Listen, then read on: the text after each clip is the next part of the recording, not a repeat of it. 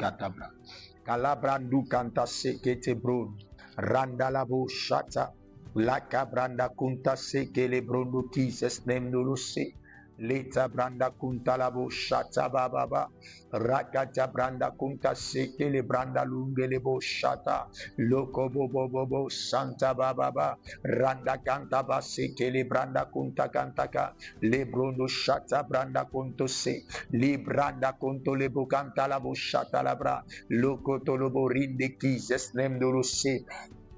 Je bénis le nom de Dieu ce soir pour cette grâce et cette faveur qu'il nous accorde à pouvoir être encore disponible, disposé à ce programme au nom puissant de Jésus-Christ de Nazareth. Bien-aimés en Christ, nous sommes aujourd'hui à notre 3e jour de jeûne et de prière. Noura, nous sommes au 3e jour de notre programme de Noura. Être enflammé pour la mission divine, être enflammé pour l'œuvre de Dieu, être enflammé afin d'être utile pour la volonté de Dieu. Alors que le Seigneur te bénisse et de là où tu nous suis, que la grâce soit sur ta vie. Alors que tu retournes de ton travail, je prie que cette puissance t'accompagne jusqu'à la maison. Alors que toi, tu pars maintenant au travail, que la puissance t'accompagne jusqu'à dans ce service. Alors que tu es confronté à un problème, à une difficulté, à une situation, que la puissance de Dieu vienne te relever, vienne changer les conditions de ta vie et apporter solution à ta vie au nom de Jésus. Alors que tu es sous le point de mettre au monde un enfant et tu es dans cette inquiétude, cette peur, je prie que la main de Dieu te permette d'enfanter dans les conditions les meilleures au nom précieux de Jésus.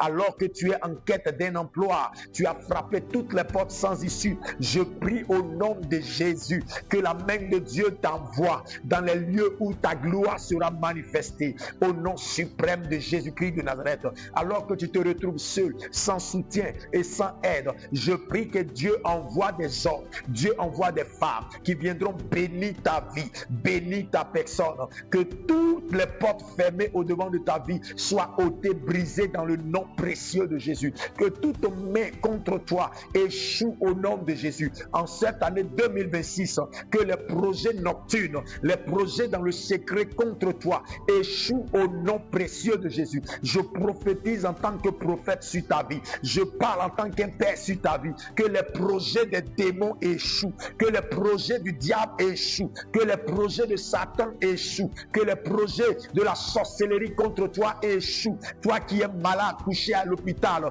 dans la peur, croyant mourir, je prie que tu ne meurs pas, je prie que tu ne meurs pas, au nom suprême de Jésus-Christ de Nazareth.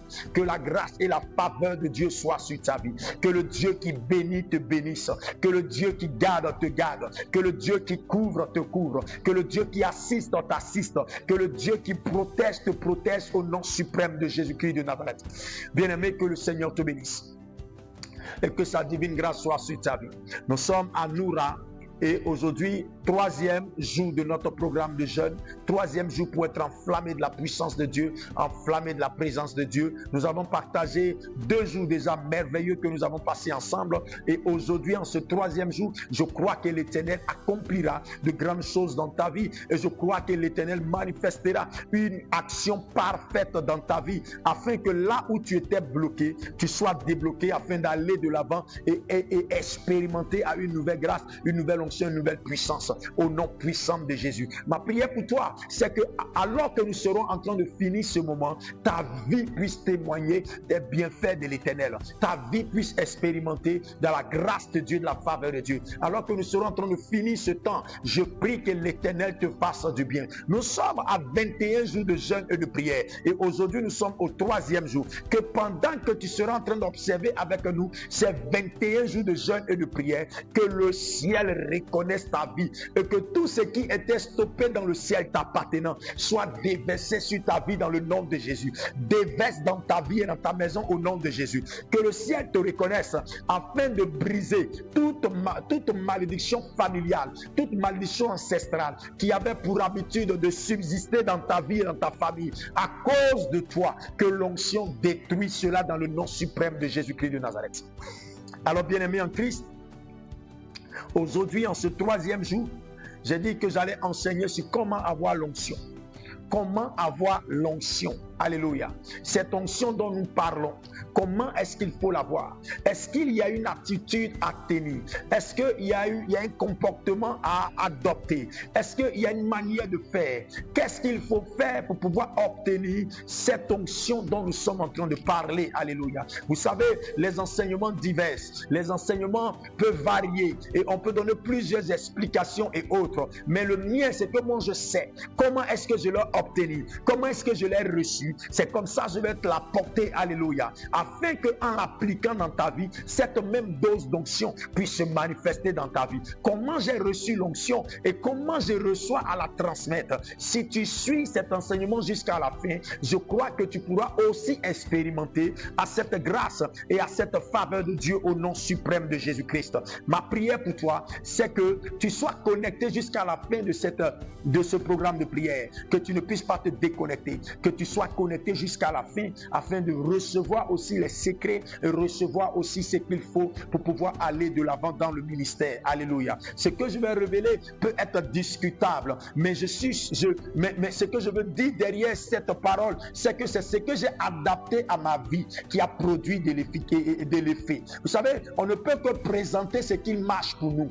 Des gens peuvent écrire beaucoup de thèmes, beaucoup d'expressions, beaucoup de choses peuvent se dire, l'encre peut couler, mais ce que l'homme a expérimenté et qui a produit des résultats dans sa vie, c'est ce qu'il présente aux autres. Moi, ce que j'ai expérimenté qui m'a donné des résultats, c'est ce que je veux présenter à la toile pour que les gens sachent comment est-ce que l'onction s'est manifestée à moi et l'onction a pu avoir de l'importance, où l'onction l'onction donne des signes et permet de réaliser ce qui est irréalisable. Alléluia. Alors c'est ce que je vais révéler. Et vous et moi, nous allons aller dans la Bible.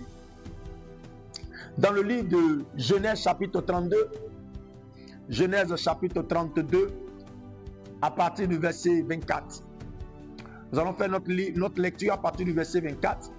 La Bible dit que Jacob demeura seul.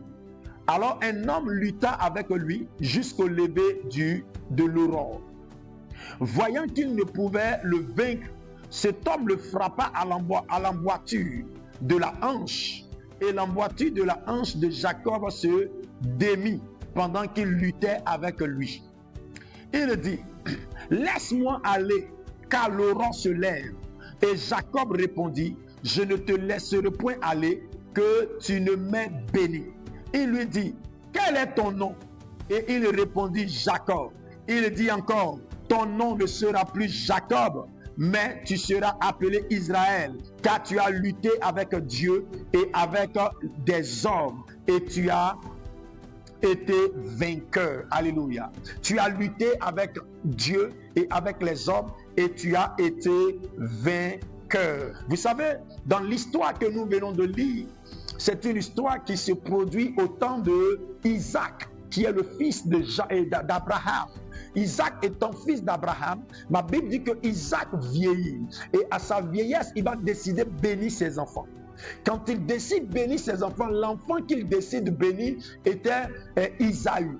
Alors, ma Bible dit qu'il appelle Isaü et il dit à Isaü de lui envoyer, comment on appelle, de la nourriture. De lui envoyer le gibier pour préparer, pour qu'il mange. Et ensuite de cela, il va bénir Isaü, son fils. Et ma Bible dit que pendant qu'il parlait, Rebecca, sa femme, entendait ce qu'il disait. Alors Rebecca est allée appeler Jacob, qui était aussi le fils de Isaac. Parce que Isaac a eu deux enfants, Jacob et Isaü. Donc le fils de Isaac aussi, qui était Jacob, qui était plus souvent dans la cuisine, plus souvent avec sa mère Rebecca. Rebecca part l'appeler et Rebecca lui dit, j'ai entendu ton père dire à son fils Isaü d'aller chercher le gibier pour qu'il mange et pour qu'il le bénisse. Alors voilà ce que nous allons faire. Je vais tuer, va attraper le chèvreau, nous allons le tuer et nous allons amener à ton père pour qu'il mange et qu'il te bénisse à la place d'Isaü, ton frère. Jacob dit non. Je ne peux pas le faire parce que papa connaîtra ma voix, il saura que ce n'est pas moi et il me maudira. Alors ma Bible dit que Rebecca va lui dire non, je ferai tout de sorte qu'il ne te maudisse pas. Et même s'il doit te maudire, que cela tombe sur moi. Mais nous ferons tout pour ne pas qu'il te maudisse, mais au contraire qu'il te bénisse. Ma Bible dit que Jacob dit non. Papa sait que Isaïe est velu, il a beaucoup de poids, il sera reconnu. Puisque quelqu'un me touchera, il verra que ce n'est pas moi. Alors il me maudira, il dit non, on va tuer un animal, on va mettre la peau sur toi, et lorsque ton père te touchera, il saura automatiquement que c'est Isaü. Et tout ce que Jacob a présenté à sa mère a présenté une solution. Alors, au lieu que Isaü vienne à son père, ma Bible dit que c'est Jacob qui va tuer le chèvre. Il va envoyer à sa mère qui va préparer, et elle va envoyer il va envoyer à son père et Isaac qui va manger. À la suite de cela, Isaac va le bénir. Quand Isaac bénit Jacob, dans les temps et minutes qui suivent, Isaü va revenir du champ avec le gibier où il va préparer et il va aller apporter cela à son père. Quand il arrive au pied de son père dit, mais j'ai déjà mangé la nourriture, tu m'as déjà apporté et j'ai déjà mangé.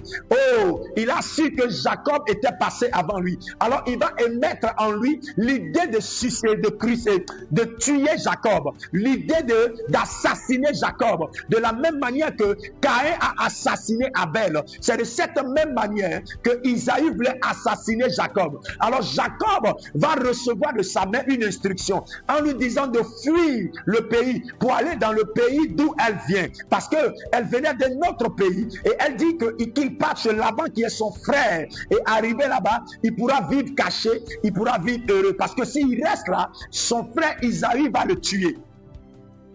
Alors Jacob prend la décision de suivre les instructions de sa mère. Et lorsqu'il part, ma Bible dit qu'il arrive dans les plaines. Il arrive quelque part où il fait nuit, il va chercher à dormir. Et pendant la nuit, il va dormir dans un endroit. Au lendemain matin, alors que le jour se levait, il constate que là où il se trouvait, il y avait un homme qui était auprès de lui. Et quand il voit cet homme, il se met à se battre avec cet homme. Il s'est battu avec cet homme. Il s'est battu avec cet homme. L'homme n'avait pas le dessus sur lui et lui il se battait et il avait le pouvoir et la domination sur l'homme. Ma Bible dit que l'homme a commencé à le supplier, laisse-moi aller car le jour se lève, laisse-moi aller. Et Jacob va dire à l'homme, je ne te laisserai point aller tant que tu ne m'as béni. Et ma Bible dit que l'homme va demander à Jacob, quel est ton nom? Il dit, mon nom c'est Jacob. Il dit, on ne t'appellera plus Jacob mais on t'appellera Israël car tu as combattu avec Dieu et tu as gagné, et tu as combattu avec les hommes et tu as eu la victoire. Alors c'est là que Jacob va comprendre que la bataille qu'il menait, il ne menait pas cette bataille avec un homme, mais il menait cette bataille avec Dieu. La lutte dans laquelle il se trouvait n'était pas une lutte avec des hommes, mais une lutte avec Dieu. Et la lutte l'a poussé à obtenir cette bénédiction. Alors bien-aimé en Christ, comment être enflammé de Dieu? Comment avoir la puissance de Dieu? Comment avoir l'onction de Dieu? Pourquoi est-ce que c'est ce passage-là que nous lisons pour parler de l'onction de Dieu? Ça a quoi à voir avec l'onction de Dieu? Ça a quoi à voir avec la puissance de Dieu? Alors, bien-aimé, écoute-moi très bien. Tu vas recevoir cette révélation derrière ce message. Ce que tu dois savoir, c'est que Dieu ne peut pas accorder l'onction à quelqu'un qui n'a pas soif de l'obtenir. Dieu ne peut pas donner la puissance à quelqu'un qui n'a pas une envie de le recevoir. Souvent, nous prophétisons dans les églises, tel tu vas être béni. Nous parlons de la bénédiction à certaines personnes qui n'ont pas l'intention d'être bénies. Nous parlons du mariage à des personnes qui n'ont pas l'envie de se marier. Nous parlons du voyage à des personnes qui n'ont même pas l'envie de voyager. Bien aimé, le miracle ne vient pas parce qu'on a déclaré. Le miracle vient parce que c'est lui qui en a besoin, le cherche de tout son cœur, le veut de tout son cœur. Jacob a saisi l'ange de l'Éternel. Il dit, si tu ne me bénis pas, je ne te laisse pas aller. Ça veut dire que même si l'ange demandait pardon à Jacob, Jacob n'accepterait jamais que l'ange parte, parce que la soif que Jacob avait d'être béni n'était pas une soif limitée. Vous allez me dire, non, il fallait forcément que Jacob soit béni. Mais je vais vous arrêter, vous allez faire comprendre quelque chose. Je vous fais comprendre que Isaac avait béni Jacob. Donc la bénédiction de Isaac était suffisante pour que Jacob réussisse. Oh my God. La bénédiction de Isaac était suffisante pour que que Jacob réussisse. Parce que c'est lui qui a béni Isaac, s'appelle Abraham. Et Abraham ayant béni Isaac, Isaac a béni Jacob. La bénédiction de Isaac était suffisante pour que Jacob réussisse. Mais regardez combien de fois, malgré la bénédiction qu'il a eue de la part de son père Isaac, il insiste au pied de l'ange en lui disant, si tu ne me bénis pas, je ne te laisse pas aller. Oh bien-aimé en Christ, où est ta soif de servir Dieu? Où est ta soif de marcher avec Dieu? Où est ta soif de faire l'œuvre de Dieu? Tout ce que tu fais, c'est ce qu'on te dit de faire, c'est qu'on t'oblige de faire, c'est qu'on insiste que tu fasses. Mais toi-même, quelle est la soif que tu présentes? Il est vrai que la mère de Jacob lui a dit, envoie le maire pour que ton père te bénisse. Mais derrière, c'est la parole de sa mère. Il y avait l'envie que Jacob recherchait.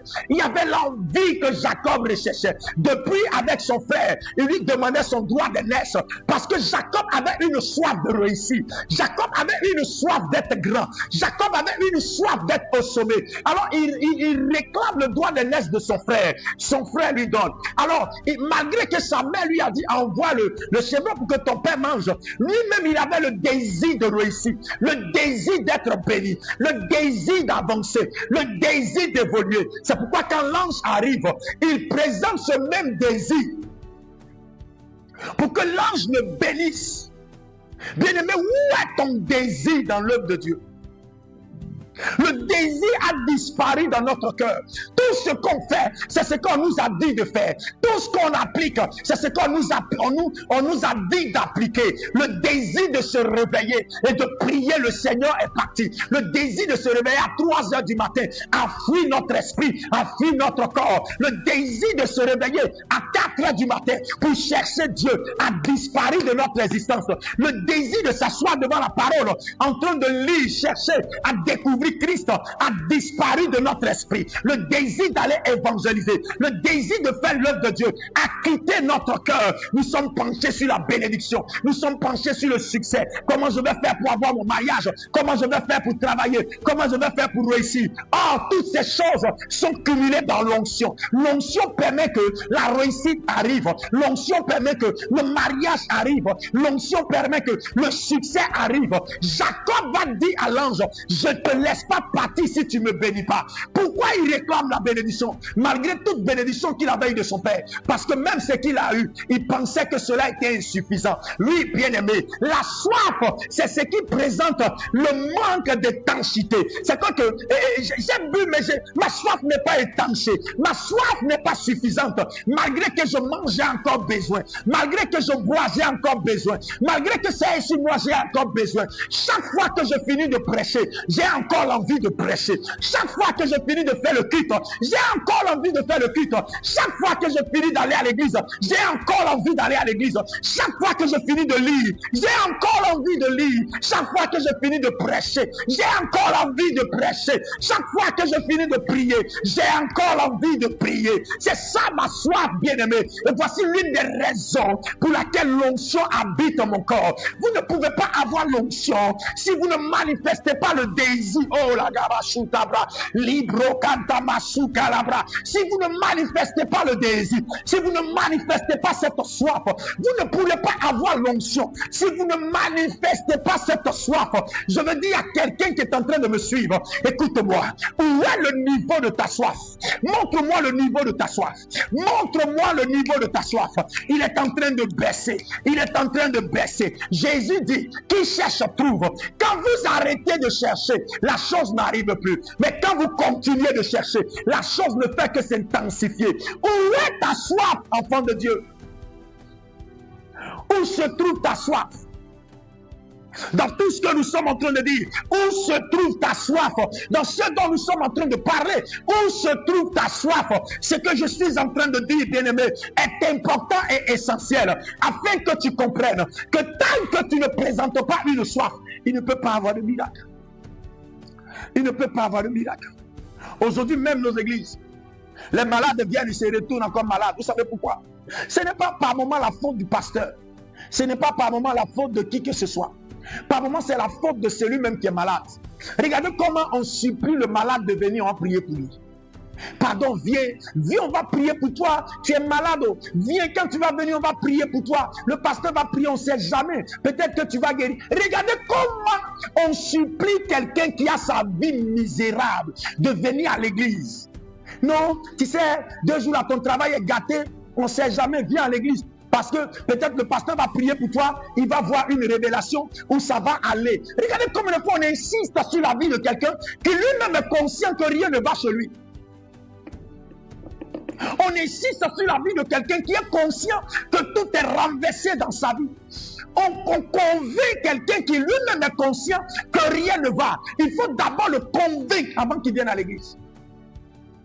Elle ne fait pas enfant.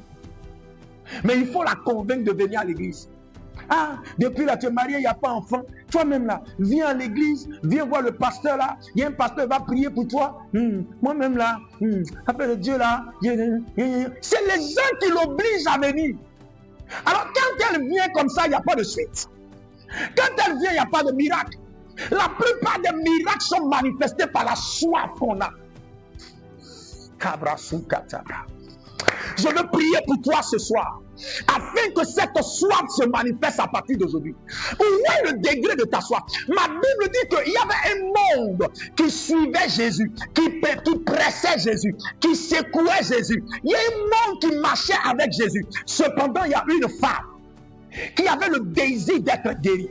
Le désir, oh my God, de recevoir toutes les facultés qu'elle avait perdues. Le désir de sortir de ce cauchemar dans lequel elle se trouvait. Le désir d'expérimenter aussi, encore pour une fois dans sa vie, la guérison et la restauration. Ma Bible dit qu'elle s'est dit en elle, si je touche le bord de son vêtement, je serai guéri. La dame a présenté une envie, elle a présenté un désir, elle a présenté une soif, et elle s'est dit, quelle qu'en soit la foule qui l'entoure, quelle qu'en soit la foule qui le presse, moi je vais me frayer un chemin. Quel qu'en soit tout ce que je vois, je vais me créer un chemin et j'irai toucher le bord du vêtement de cet homme. Je crois que je serai guéri. Voici comment manifester notre soif.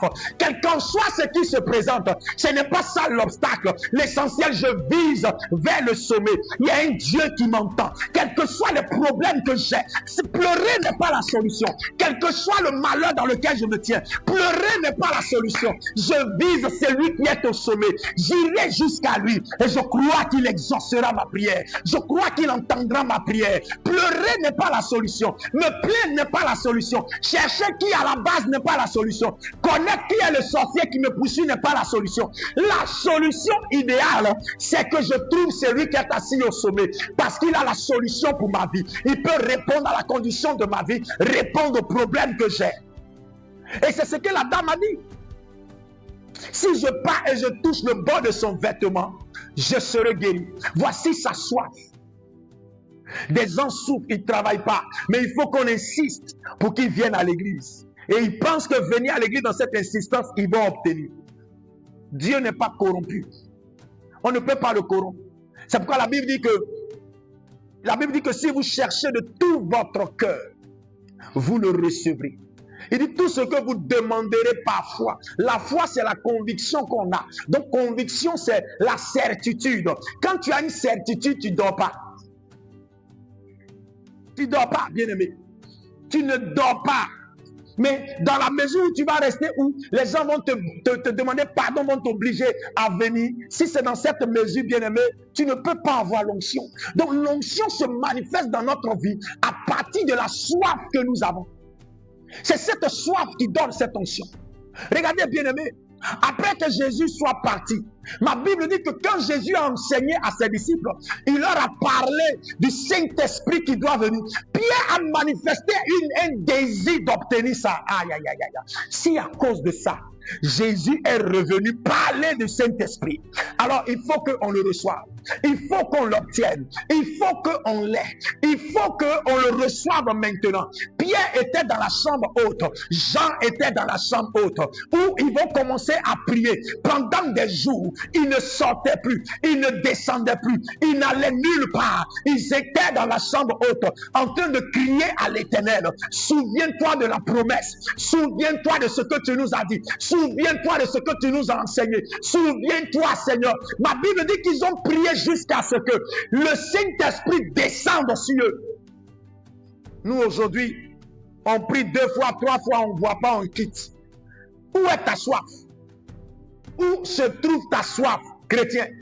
C'est par la démonstration de cette soif que les choses arrivent. Tu n'as plus de soif. Tu es déjà rassasié.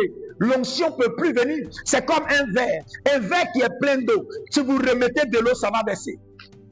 Donc, pour que l'eau entre dans le verre, sans que ça ne baisse, il faut que le verre soit à moitié plein.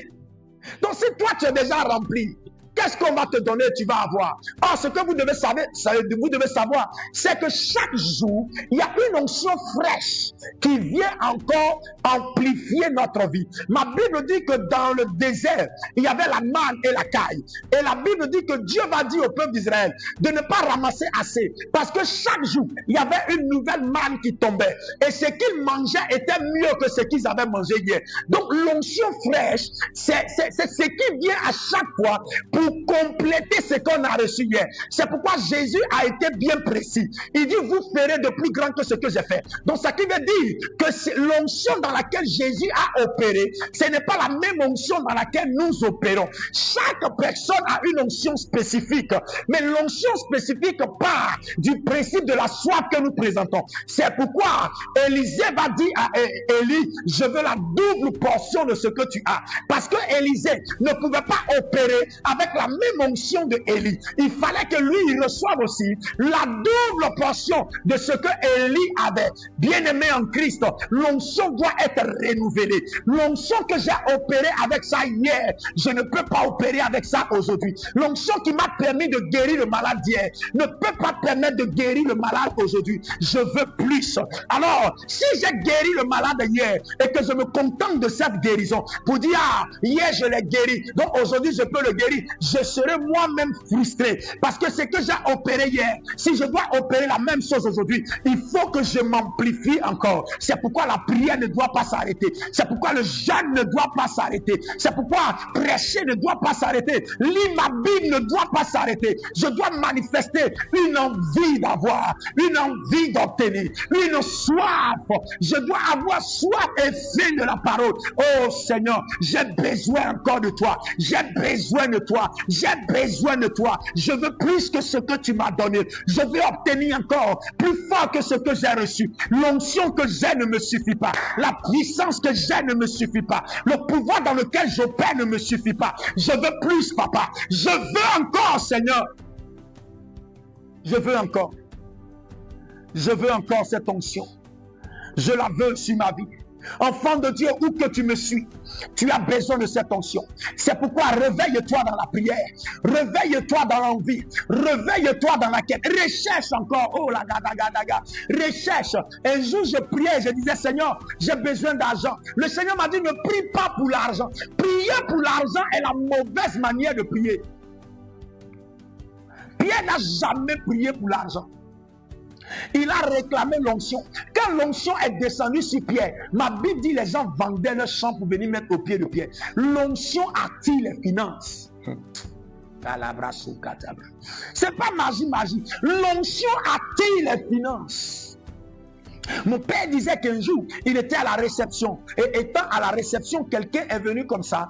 Quelqu'un est venu comme ça à sa réception. Il a reçu la personne dans son bureau. La personne a ouvert la mallette lui disant, je viens de finir un jeûne. Et après mon jeûne, Dieu m'a dit de venir te faire une offrande. Il ne connaît ni la personne d'Adam, il ne connaît ni la personne d'Ève. Mais la personne dit, Dieu m'a dit de venir te faire une offrande. Il dépose la mallette sur la table, il ouvre la mallette, c'est 40 millions. Écoute, quelle est la chose qui pousse les gens à venir déposer 40 millions au pied d'un homme de Dieu? L'onction.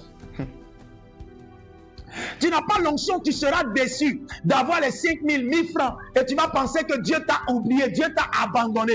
Dieu a mis l'onction pour qu'à partir de l'onction, on puisse faire son œuvre. Pierre était celui sur qui Jésus voulait bâtir l'église. Mais écoute, les gens méprisaient Pierre. Les gens méprisaient Pierre jusqu'à ce qu'il renie sur Jésus. La dame dit, n'es-tu pas celui qui marchait avec lui? Les gens l'ont méprisé. Les gens même le traitaient de tous les noms. Mais le jour où le Saint-Esprit va descendre sur lui, le jour où il sera rempli de feu et de puissance, les gens qui pensaient mal de lui, les gens qui critiquaient sa vie, eux tous sont venus se confesser et eux tous se sont fait baptiser et tous ont accepté Jésus. 4000 personnes se sont converties et ça ne s'est pas arrêté là. Ils sont allés vendre leurs biens, ils sont allés vendre tout ce qu'ils avaient de précieux pour venir déposer aux pieds des apôtres, pour que les apôtres s'en servent et prennent ça aussi pour distribuer aux autres. Qu'est-ce qui peut pousser un homme à aller donner son terrain de 10 millions à un homme de Dieu? C'est l'onction. Pour nous, ce n'est pas fétiche. C'est l'onction. C'est l'onction qui attire les finances. C'est l'onction qui met la conviction. C'est l'onction qui nous maintient là. C'est l'onction. Il m'a dit, arrête de prier pour l'argent. Reçois l'onction et tout sera possible pour toi. Depuis Dieu m'a dit ça là. Je ne prie plus pour l'argent. Je recherche l'onction. Et l'onction attire les faveurs. Parce que quand l'onction commence à planer sur toi, tes fils et tes filles que tu encadres commencent à entrer dans une gloire. Commencent à vivre des exploits. Commencent à voir la main de Dieu dans leur vie. Des gens se présentent bien pour eux. Commencent à expérimenter la grâce de Dieu. Si on veut définir les actions que l'onction apporte dans notre vie, bien aimé, on pourra écrire un livre qui va prendre des siècles pour être lu. L'onction est ce que Jésus nous apporte afin d'opérer avec. Je me souviens, un des hommes de Dieu, un des pères de la Côte d'Ivoire pouvait dire, ce qui fait la différence, c'est l'onction. Kakou Sévérin, feu Kakou Sévérin, il avait pour habitude de dire, l'onction fait la différence. Et nous n'avons pas compris. Nous pensons que l'onction, c'est juste une manifestation où les gens doivent tomber. Ce n'est pas une manifestation dont les gens doivent tomber. La preuve en est que même il y a des gens qui tombent, ils se relèvent et rien ne change dans leur vie. L'onction, c'est l'approbation de Dieu dans notre vie, qui nous donne la latitude de pouvoir évoluer là où personne n'évolue. L'onction, c'est la main de Dieu qui nous accompagne, qui nous permet de faire sortir un peuple qui est esclave, sans que l'armée qui était puissante ne puisse dire un mot. L'onction, c'est ce qui nous permet de pouvoir traverser une mer rouge, quelle qu'en soit la profondeur et la longueur de cette mer. L'onction, c'est ce qui nous permet de déplacer la montagne, quel que soit le pilier en dessous et quelle que soit sa hauteur. L'onction n'est pas seulement là pour nous faire tomber, mais elle crée la vie, elle crée le bonheur, elle crée la transformation, elle crée le changement. Et c'est ce changement que je prophétise dans ta vie.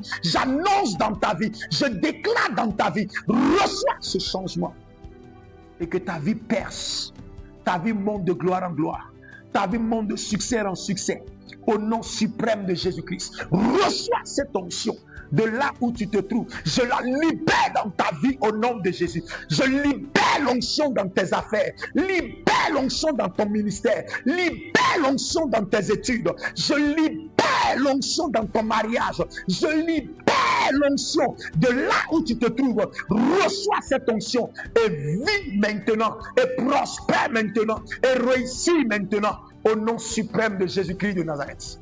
Avec cette onction, tu vas gagner. Tu vas gagner, mon fils. Tu vas gagner, ma fille. Avec cette onction, tu vas arriver. Donc, bien aimé, si tu as compris mon message, pour obtenir l'onction, c'est simple. Manifeste un désir, manifeste une soif, manifeste une envie d'obtenir. Cherche Dieu de tout ton cœur. Ne cherchons plus Dieu pour des choses éphémères. Les gens jeûnent aujourd'hui pour mariage. On jeûne pour travail. Ne jeûnons plus pour ça. Ne prions même plus pour ça. Prions pour chercher Dieu. Révèle-toi à moi, où que tu sois, révèle-toi. Je veux te voir, je veux de toi, je veux de toi. Seigneur, je veux de toi. Aujourd'hui, mes prières sont ça. Seigneur, je veux de toi, que ta présence soit forte en moi, plus que ce que j'ai eu hier. Je veux plus de toi. Ma vie, c'est toi. Mon aide, c'est toi. Remplis-moi encore, donne-moi encore. Quand l'onction est là, tu ne sais pas, mais des gens se rappellent de toi. Les gens se rappellent de toi. Oh my God. Si on veut rendre témoignage de ce que l'onction fait, je rends le témoignage. Hier, on finit le direct. Et après le direct, la connexion finit. Parce que la connexion, c'est chaque mois. Et quand on finit net, les minutes qui suivent, pendant que je me posais la question, on fait comment pour demain? Je reçois un message qui dit on te fait un dépôt tout à l'heure. Et dans les minutes qui suivent, le dépôt suit. Pour vous dire quoi? Pour vous dire que l'onction, tu n'es pas obligé d'ouvrir la bouche pour manifester le besoin que tu as. Le ciel sait de quoi tu as besoin. La parole est formelle. La parole dit qu'avant que vous ouvriez votre bouche, Dieu sait déjà de quoi vous avez besoin. C'est l'onction. L'onction, c'est... Il y a un contact. Il y a une symbiose, il y a une fusion. Il y a une fusion entre l'Esprit de Dieu et ton esprit à toi. Donc avant que tu ne réfléchisses, Dieu déjà sait. Et Dieu répond et Dieu agit. C'est pourquoi cherche l'onction de Dieu. Et ta vie sera plus jamais la même. Alors que le Seigneur te bénisse et que sa grâce soit sur ta vie. Aujourd'hui, nous sommes au 3e jour de notre programme de jeûne de 21 jours. Et je crois que Dieu t'a béni. Reçois ce message, garde-le dans ton cœur, partage-le avec quelqu'un, bénis la vie de quelqu'un. Et bien aimé, cherche Dieu de tout ton cœur. Voici nos différents numéros qui passent en dessous du direct de cette affiche de l'écran, de ton téléphone, bien de ton ordinateur. Pour vos offrandes, pour vos dons, appelez ce numéro, faites des dons sur les dépôts et autres, soutenez ce programme que nous sommes en train de faire, soutenez ce programme de jeûne et Dieu vous bénira, et Dieu bénira vos affaires, et Dieu vous donnera du peu que nous avons, afin que vous entriez dans ce prophétique au nom de Jésus. Toutefois que vous entendez une prophétie, dites-vous que c'est de vous qu'on parle. Semez, apportez, donnez une offrande, donnez une dîme, donnez une participation, et Dieu vous bénira. J'informe aussi que le vendredi, nous serons ici au temple pour une action prophétique. Et pour cette action prophétique, je demande à ce que tout le monde vienne avec une bougie. Tu es dans ces environs. Tu es, je ne sais pas où. Tu peux te déplacer pour venir pour ce vendredi à partir de 18h. Déplace-toi et viens. Si tu peux dormir ici, tu vas dormir, il n'y a pas de problème. Mais sois avec nous pour ce culte spirituel et prophétique que nous aurons à faire à partir de vendredi, à partir de 18h30. Dieu te bénira et ne viens pas seul, viens avec quelqu'un que Dieu bénira aussi à cause de toi.